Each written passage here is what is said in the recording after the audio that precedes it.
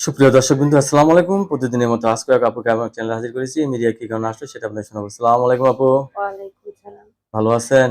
আমি ভালো আছি। যাই হোক, ভালো থাকলেই ভালো। আপুর কি আগে বিয়ে শাদী হয়েছিল? হ্যাঁ, হয়েছিল। স্বামী নিয়ে সংসার করেন না নাকি একাই?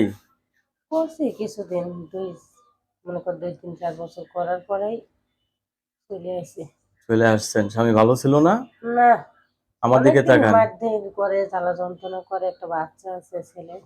যাই হোক, বাংলা ভাষায় একটা হ্যাঁ, কথা আছে, দুষ্টু গরু থেকে শূন্য গোয়াল অনেক ভালো, অনেক ঠিক না? ভালো। হ্যাঁ, যাক, এখনই মনে ভালো আছেন আপনি আগের থেকে। অনেক ভালো আছে। খাই না তারপরেও খাইতে অনেক ভালো।